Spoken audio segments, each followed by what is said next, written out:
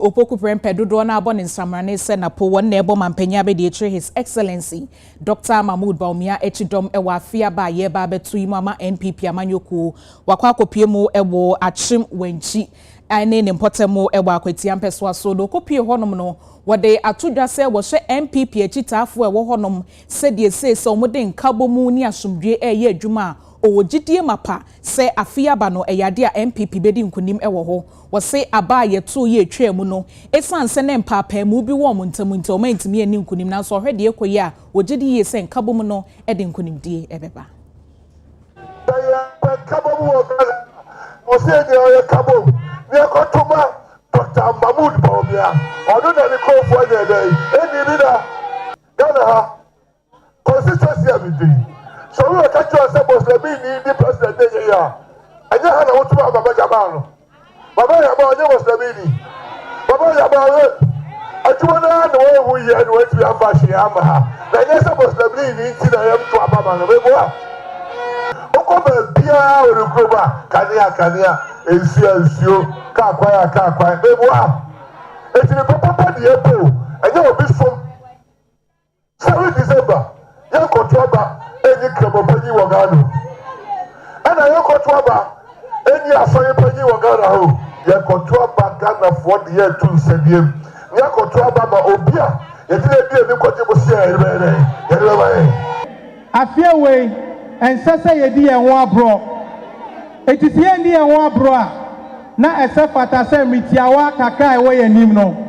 A Jumana Yayano. Yenshamu Kina I since.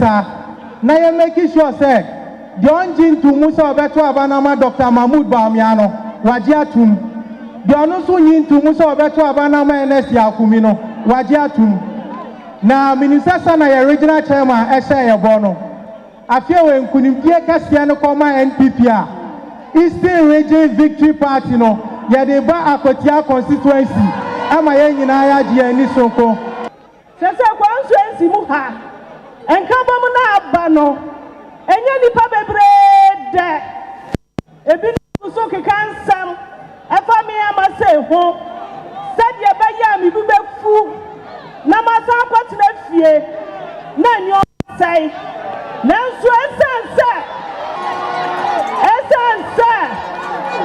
ejuma pa ye rana na kufu ado aya oni owura Baumia ayano saya nyiri ya hu na ye ni se adwuma no ho adanse ni ade nsam keka amasa yesei ya mama se sika so metama constituency fo na medi sika no amwa party no eni anum ni adofo constituency mu ha enyo ma de bre wo ha ye betimi ade ho adanse na afofrofo NDC fo ankasa beto abamma yan Sramo abusiafo abawe a ye kwoto no ye sramo ye raba omienti ye ni abema NS community oya ade ye na ponti se woni obi ya aka eni ni mom Yesika semswafo Dr. Mohammed Amin Adam Ediababa tudwa se oman Ghana se nyame adom yasan akopie mu ewo international capital market no eso we na ama mpanyida da John Dramani Mahama wakasa akire na adwen afa ho so no de ohunu sa sema yesika semswafo kan no enye no kre na emom no oman Ghana afi na ye ka ye de nyina yasese wi a ye ba betua ama wo mo ye besia enti nyesa international capital market no yasan akohonom ebiem Wade nsem yi etudwa ewo funsi ewo wa east abaton peswa so wa etifi atoye mantemu. The election is about the economy, it's about our financial situation, it is about the crisis we face, it is about the debt we face. Recently I saw the Minister of Finance said they have successfully entered back onto the international capital market. That was a lie. What has happened is we now have finished the debt restructuring and we're expected to start paying the restructured debt. And you can already see, as soon as the transition took place, the cedi began to lose ground. During the negotiation of the debt restructuring, Ghana was giving a moratorium from paying debt.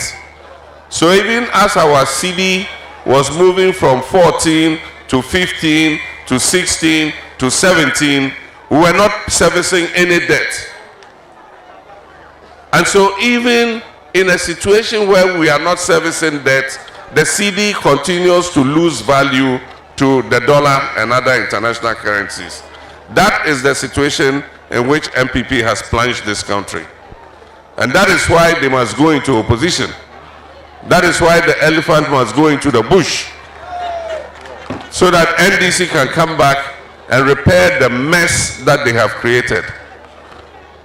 8 years, you inherited a very promising economy. 2 new oil wells, additional oil production of 100,000 barrels a day. You inherited all the funds, stabilization fund, sinking fund, Ghana infrastructure fund, energy sector levy, all those things you inherited. And all you needed to do was to build on what the NDC had done to create a better life for Ghanaians. But no, that was not your intention. Your intention was to plunder this country and take the opportunities of the country for only a few family and friends. Ora Bernard Mornah wano na wokra franka ma People's National Convention mitre PNC amanyoku no wakopiemu ewo eye Amdia Muslim Mission for na se wode nsembia todwa ewo ho de oka ye nyina ene se eye aba ye ba beto na fi mampanyia kensi abato komisa eyi ni free mu no enye bibia se oyawo ahoya ene otenhunu enti. Certainly I am the next president of Ghana. And we don't take this pronouncement lightly, because we believe that Ghana has reached a crossroad, and that somehow, by divinity, the NDC and MPP have both served 16 years in office. There is a deadlock. If we allow any one of them to break this deadlock of 16 years of political rulership, it will mean we are restarting the same failed policies that have brought us to the lowest in our history. After our National Delegates Congress, we have come to a hitch. And so we are here for your prayers so that we can come out of this wrongful disqualification by the Electoral Commission. It is not true, and let me repeat, it is not true. The things that the Electoral Commission said about my candidature, does the Electoral Commission has any locus to determine criminality? In fact, when the Electoral Commission arrests or sees people that are infringing on electoral laws, they first report to the police, so that the police can take the next step. So how come that you think that we have done something that is criminal, then all of a sudden the Electoral Commission is the court? So I'm bringing these things out because a lot of lies have been said about me.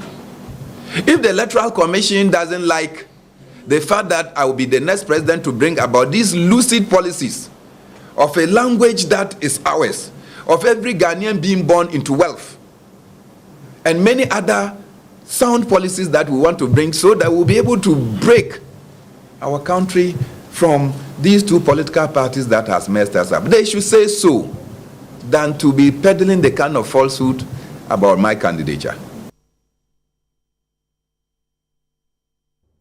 Yebetwa ensem no so na yebedi nkomo kakra ye ne yamane bofo Jacob Kubi ebe kasai enra no yebo amane se eye kaswa wini ba kwantempo no eso no contractor wo ye adwuma wo ho epai ebo enam so ma de hye dodo na eni praye ma ebikura FM ehromo nkwa ene yenya ne ntie sa de hye ne nanom ahemfo mo ho no ma ye ye kire kese se de contractor ne ye no wanye ne ye sanse wa monka ye no pai bo no na oye kire mu ye eno mu kire mu se dwumayefo ni bikura no mo ato ahromo so se de asem ne tie ne ye ko na Jacob ede ho nsem no asom ye Jacob Mr. Otimin kam Mahama akwaba. Me juso me aba. Mr. Enede na ekoso ewo krom ho.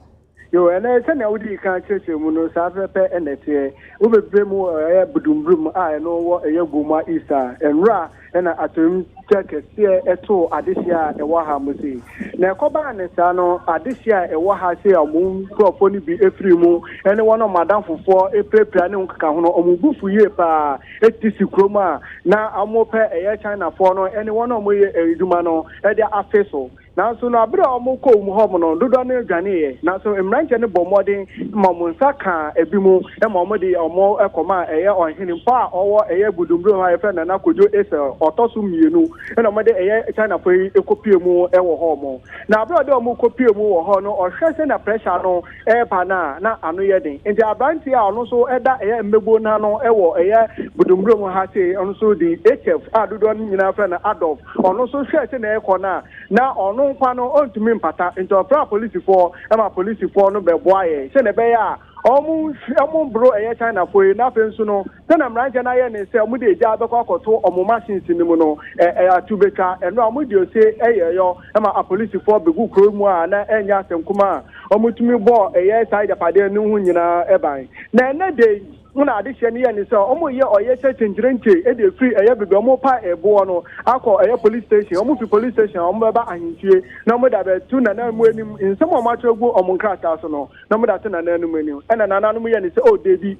Say, yes, na mobile dia yesramo ye nyina na ade ato yeni ye na nanom krapo ne ye bre ewo ensem we hu echem we san say one of my dish ewo ha mo akonto ni nyama nyina no omo fefe na nanom wo mo omo suro say ye be pai aboa ne biom so no e de mo nema begu na namu fi a omo tin na nanchen a omo so omo tata nana nti na oye kire no omo njai no mo nyina be hia ewo ye Buduburam big apple be do mo de background no wo no nti ma dish no so eji pine e mo be hie mu ha abia addition no be pie mu ha ena na kojo esa otoso mienu ede to addition enim say osra omo asunje embra ajebro na enra anaje be say 11 to 12 no mu ho no road minister any regional minister any ononya fosoro moda akokwam a ono ye DC ewo Buduburam ha say no ebe pie won nte anaje no ene ne be kasae e de adisrede ebe tu nenim say ombe sre omo omene addition nkasa na akwansia na ba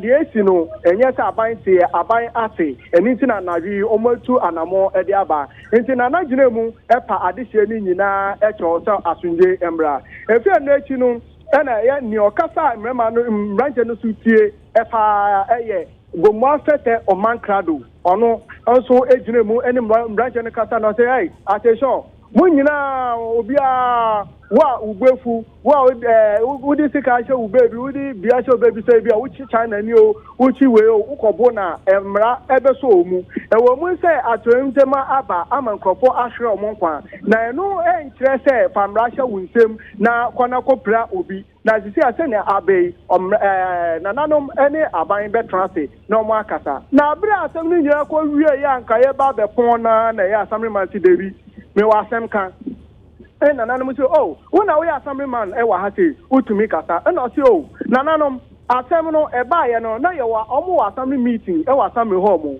nti o say ye see ya blast aboba no shock ne pa me nya ne say some be pa aboba na omo bo ono assembly member no Jimando Dogbe ono na Buduburam electoral area assembly member ono bona manie ono di nisika kwa announcement center kwa ye announcement wona baby wona omo ye kwan no omo van endu omo nchen no omo nchen omo announcement no ono ya wona omo ben baby omo pa aboba no omo ni fie ne nkaka nya omo se no mo nya omo aduane akogu park no so ya nka nkyere no wa tin so say contractor no de opai aboba no oma sesa no oma kofa nipa foforo aba na opa aboba no na omo be pai aboba no oma nka nche no afensu no kwan omo fa so de pai aboba wo Buduburam ha sei no oma nje ne sa de omo ye ne se na nka omo de tie cover na kata aboba so nyina omo wi a no mo de wire gods so akata so enti so omo pai aboba ne sa na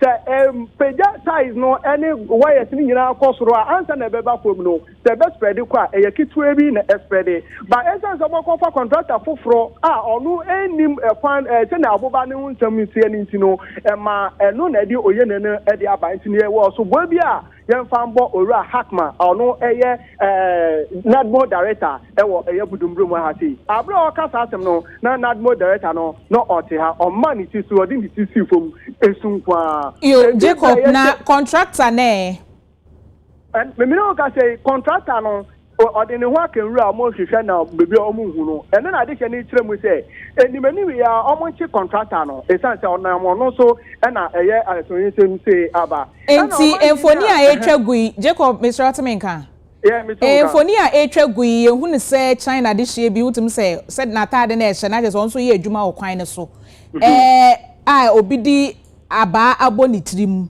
adai oyeche no moye no bambo bia eni honom enti omutimi de ne fa asa kwan ne so ana den ayekoso dia we amoda hwe ni tim no omuchema we ye ketwa omuchen bibi ketwe bi enu ne ye nra abere omukwoche omo a omode omo ekoma ahemfo no bibi ketwe bi na omuchire omo ewo yo Jacob ye bedo wase ye mre no enti we ye yamane bofo Jacob Kubi obo amane efri kaswa Buduburam ye contractor wo ye adwuma wo kaswa wini ba kwan ne so wo kire kwan nim enenra opai bo abro opai contractor na emu de besi no muhu no enti adwuma yefo no na ene adehye no aye oye kire kese omuchire mu se wo sempanyifo ye nhwehwemu wasem no na de koye ne de wanye ne yie kura se wa monka ye na oma oye ne bi sei esiye yetwa yensem no eso na eye mampanyi dada John Dramani Mahama wo netu franka ma NDC amanyoku opanyi akasa ede atodwa se nyame ya adom na obeye Ghana mampanyi a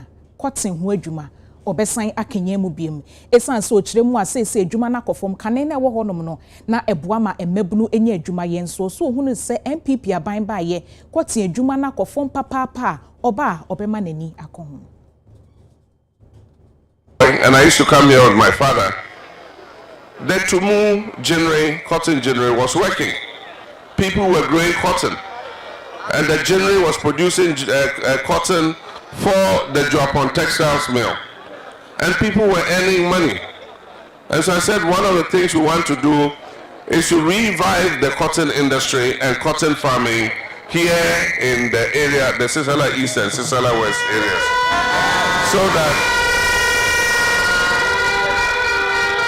So that we can revive the Ghana Cotton Company January, but this time under private management, not state management, so that it can run more efficiently.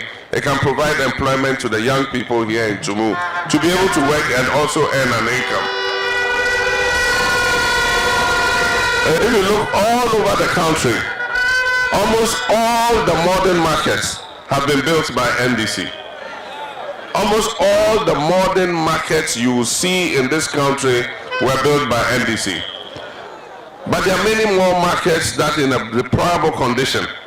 And we know that markets fuel the rural economy because that's where the farmers take their crops to sell and make some money to be able to look after their families.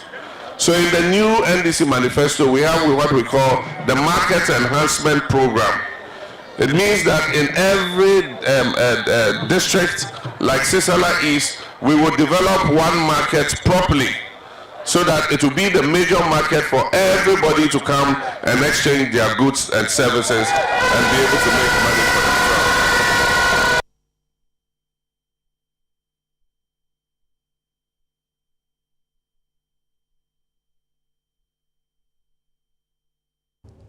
Na edom kese no ba no dani onmunyafo Alexander Afenyoma Kens Edinsembia to Ghana de hye enim we eya bra na omudi ohum afahye no asem odi to dwa ene se oman Ghana ya somdwe ne de eya de a eye soronko a esombu yie pa entima ye ma aba ye ba beto na fi emfa mpapemu ene basabasa ye emeje ya somdwe emfi yensem mampo akuapem ohum afahye a ekoso ewo afiwe mu no na wode ensemi etudwa na eho eno saberima kwami otudate a wono eye ohene a wo ho no mo de eba betudwa se si ano ko social media mabunu no a na wo mo ehye social media no achi di nsɛmhunu de to ayampia ene akwada nya sika wo se pani mpa adwuma na wo mo edi pani atem saa di wona kanifo atem saa wo manjadima ga na mu a wo kyerɛ mu se ni nyina no yade a aya na eti wo nkwa na so na nso wo mo enim wo mo ntwe wo mfamfiri saa nneɛma bi saa ho esan se yade a emmoa wo mo daakye ensɛm kura afi nso awuru kasɛm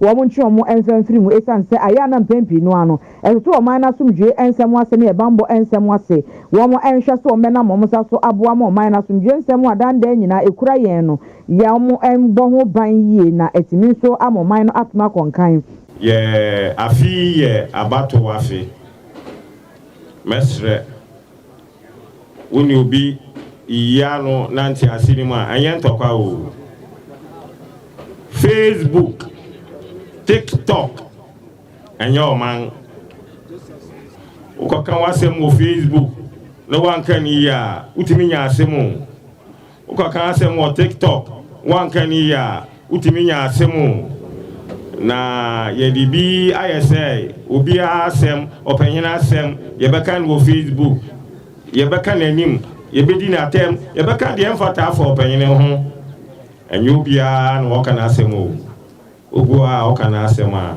onfa ho nkyɛw watie na mo kudi ni fia onimidi obeye mesre ye mabu na wodi Facebook ane TikTok ayo nga japade no ene meka no ha Facebook TikTok enyo oman ni Ghana Oru Alexander Afenyo Martins one also ede adesrede sei ekoye ede ma traditional leaders a ewo oman Ghana mu yes the midjume emfikakra bebi aye dui embraso de yabasan yes djumezi akotugwa onye yan 2024 election nana kan minua Samuel Wukoso okan meso mrisido maka onye atwereko ye koya ka kire na adwe na ihen amanyosam amanyofo no oya ye pregwa ye hu preyan so dodo na wona wobotum wabo hen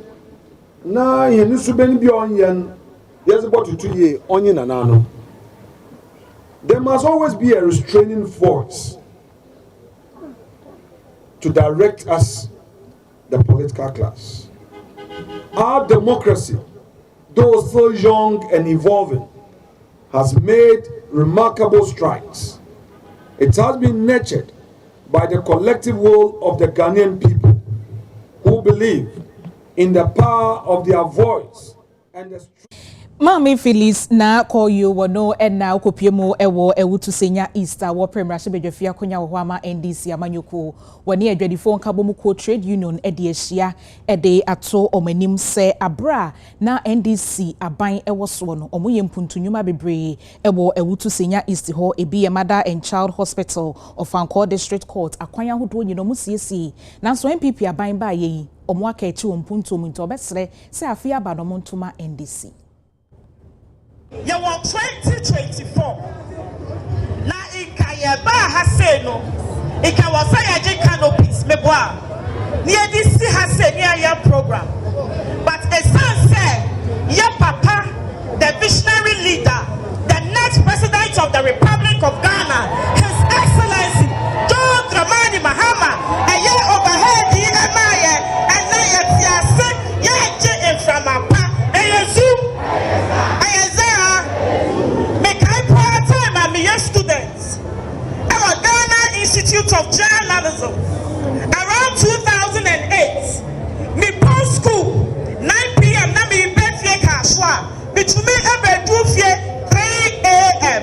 because of traffic. I say your papa kashwa for or do your wunti or your first overhead our Galilea Junction. I know be way our kashwa. I know be the next one our Crystal City. And zoo. Auxiliary roads, or your Galilea to Iron City, or your Iron City to Zongo, Zongo to Newtown, Poland to Opekuma, and the first Opon Road, or Dentist Road, Kaimebre, or your roads Libebre. Aside the roads that your papa His Excellency John Dramani Mahama, of Angoche River, the only secondary school I work so has said, yeah, Papa, His Excellency John Dramani Mahama, and the best is high school nearby. And you, I am the same of Ango, the court complex now, you want it can not just be just say a full car, a corporate.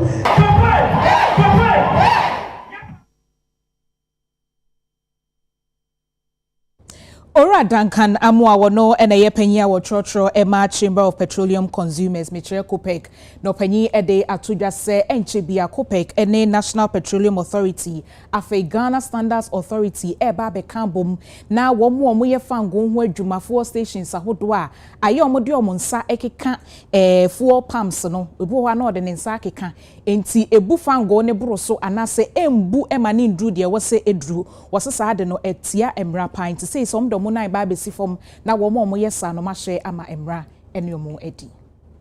Yes, the MPA for so sanctions no I de ma some of the stations are na omo negligence e de sa anyama we ba no yense mu kakra sebe ye becho na o pump yi under deliver na ye bejo 10,000 meanwhile na we twa nkrofo aguso 100,000 you even benefited when yamfaso wo so na ye becho na when yamfaso 100,000 na ye sanction of 500,000 na ochina se wo beton petrol na nopa na wo be check here hu se delivery levels na wo no is it acceptable and answer there's a problem. If there's a problem you shut that pump down until say be rectify na meboa enti sanctions no pa sabe ye dema stations no mechanisms so say free ne will be ensuring that ye better more akosoro so that oh yeah no hu say e bia me kope 2 cedis na ye chewa ye bejo 1 million cedis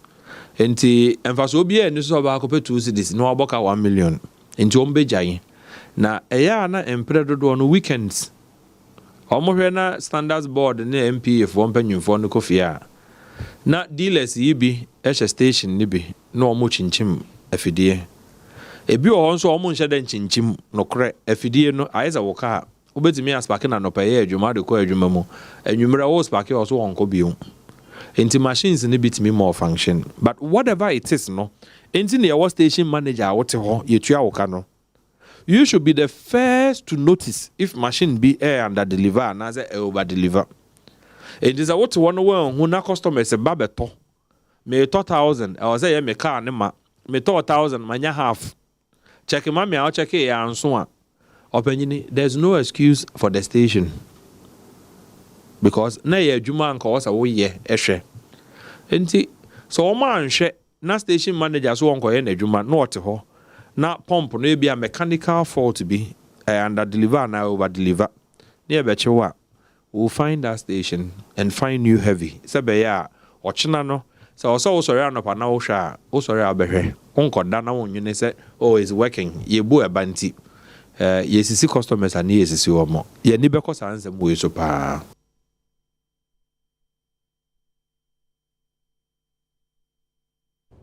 Na abanye etisui eyese obesi National Cathedral edi ahye Nyankopon din animunyam na so say dwumadi no eyade aka ensensen mu na Ghana de hye ne omo atwetwe nkomo afa ho ebesi National Cathedral na ye esanse ye de ahye Nyankopon din animunyam ti no aban bi ebebe bia so ye aban foforo wonhwe no nto aso ebinum so say da bia hu hia sa asase ne ebetimi de ese schools hospitals ene mpuntonyuma ahodo. Cote d'Ivoire, Moyebi, other nations. And the cathedral need a hiampa for the presence of God. They say a campaign. Mama, any Baumia, on person Bushia or so for the Malam nowhere. Okay, bet me a call Sabi, Yamesomaye.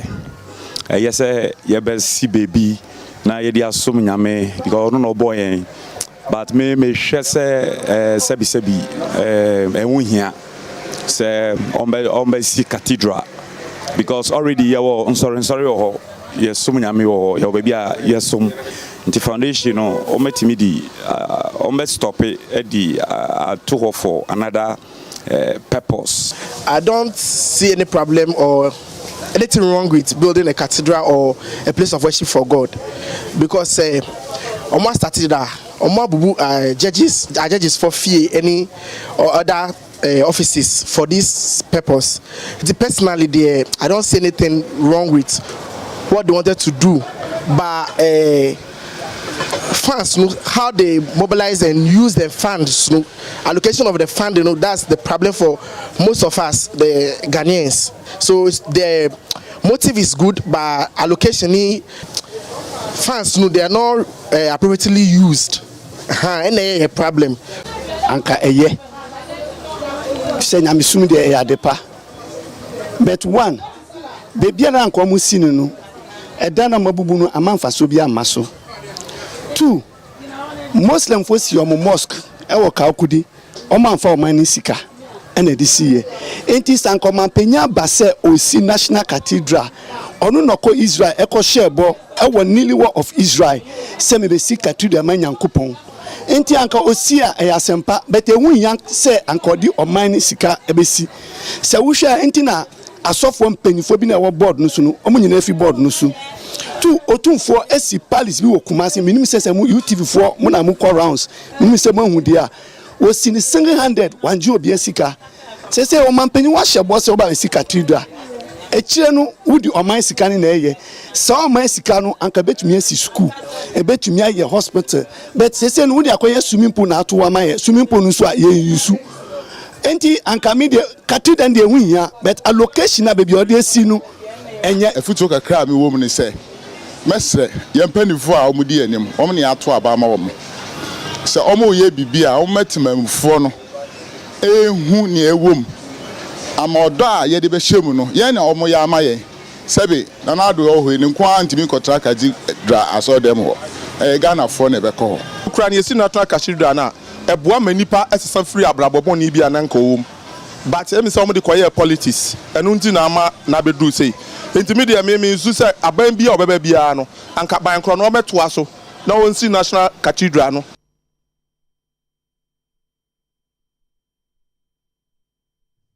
Ghana ba panyi a odi kan he Excellency Rebecca Ekufuado wo yensiesie e wo Ghana na no matena nkonyomu dan ya no mu di dwuma ewom amene wa hwe e bia no e de ama wo mu na wo kyeremu se wo yenkran de hye nti oye bibise ya na esefata e ye ne kwan so pepepe e de ma na no mahemfo se de bia betimi abo mu e wo mu dada dwumadie mu na abra wo bi ano no enkran hene e ye Gamanche Kentucky Taikotru a wo tosomienu e so nasene e hwe e ma no koso kama. In an ever-changing world with the immense influence of social media and external forces, you have navigated challenges posed to our traditions and values by teaching younger generations what it means to be a son or daughter of the Ghana state. I myself recall how my parents raised my siblings and I to be respectful, discipline, and hold on to the core values of honesty, compassion, and love for God and our fellow men. We were taught that service to God, country, and our fellow men were essential to a functioning, harmonious, and kinder world. A couple of years ago, my attention was drawn to the need to renovate and modernize the Traditional Council building, which hosts the Ghana Traditional Council, our sacred institution which sees to the affairs of the Ghana state. For me, this was a call to duty, a call to be of service to my people. As a proud Ghana woman, I am fulfilled to have been able to deliver this key project on my exit as First Lady of Ghana. I am happy to disclose that our President and my husband, Nana Dankwa Akufo-Addo, who has great affection and respect for the Ghana state and who considers himself a Ghan by adoption, was extremely supportive of this project. Today, I stand here with mixed feelings I have been blessed and honored to be the First Lady of our dear nation, Ghana. Anna, Obamade, Ofehiko, on Shibukon, on Jib, Okochuna, Ochuna. I am not can feel. I am not I can down feel. I am nibi na can feel. Na nibi na can down feel. Many been war. Me. Bese. Sempe. Akamaje. Otubulo hum. Asen. Abula. War. Waka nu. Get down. Job. Waka ga. Ingo. Insanimi. Ni wakwe. Wonaka ga. Ese. Nechi. Waka no. Job. Waka wono kojo. Akashi okayo. You will hear bang ono. Mene. Wabachako be.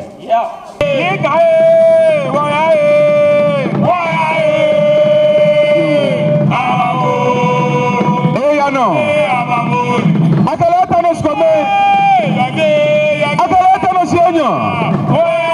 Akaleta no siete. Asena Igbo eye kroba kwewo Asen South Mensini wo mfimfin mantemu adehye wo hodom ede adesede kwa ma aban ni titru ni omomra hyebedwani onmonyamfo Reverend Collins John Intim Fodwo se ni manimu ye omekọ omumwa omokyira suku adan bia wo hodom akwaye so wu afidie omakwan nye bibibia ankoye wo krom hodom omokyire se ni manimu ya wonhwe no onye hu ebibi Asena Igbo man ye hiambo pa fa ye school sam hu. Yes, school samina say, Amana Nancy say Suta. Yama Faber won't go school. If you be more 50 membia or ba, power into Suta on co. School samina a dining in your cora. See a best rabbi. On your school, some nothing to teacher contest, no so. Amana so, Amana, you do a hiding teacher from Oba and Pempi on pedal water, and yet then acquire damo, who Amala, the Franco is yarded. The best say a bang day. On check when you must say and go man. Yes, school somebody in your cry. Lights are you could hand to other shining in the moon. In the moment, homework a cry, don't to me yet. If I light into me yet, it's your best say. No light to corner, so teacher for what bar. It's not a light to you and see. When you be in Chama for Banade, and I'm a teacher for when you can't go in cry. Money now, I motu. You could say, if for I'm a can't say, why not say, it's your best say, I bind. Don't change much, yeah, queen. The more I creation, cocoa, car, eba, buffer, and now the see cocoa, some cry and pay a car bar. You have to talk cocoa no cries for my back, cansana, caravan, my exit. Now, how can say I will school her? Pa say, school not say, Yakura school Nankasa Asia, teachers who cry will be here and just say, Yamutu. Lecture, the CC, Pilsen, and see a better rabbi say. Sabuya you me on mama din say obutwene ya behwe school na wabisi amaye na ye mobo in fact ye kru ye brave pa nyama pa ye hia ye pa na say ha ye pa titru nkane asem ebi ni kru mu nkane atwa ye ho ahia ewo mpatamu na ye na ye hye fifina nkane ebi eni ha efi akofom ede ba ha ye short distance na so ya pra ye kwa light yenyabi moframa mpobutum atum asuade ama computer ya ba ya moframa wotum odi cheche edumodi ni na adam yema ina yebetu yansa ka bi yenyabi ti yakogo na ye fa yema no bogufi a kala ya de boko ni yibi enti tira ni na o kadafi obi hihye yema kotoku yesi obotu wa fa ba ya baasa na o da gudu wa akyekyere ya asan ya atena do kwa no so da bi ye enti duwa na sa moto no du ha in fact na wo ye mhihye papa wakuma etu so wodo lo hwefo mo so ya bi o mala me ka sempo me yale dindi anajo kale bi ahia enti na mababa na chi do boto fi na wodo mako fosu o ke sa microphone na obi a me yale na me sa so meti moto do so kwa na in fact ye be wo pa enti ye sra ban do o hu ye mabo no nka ye na ye so ye kwa ho ma ye man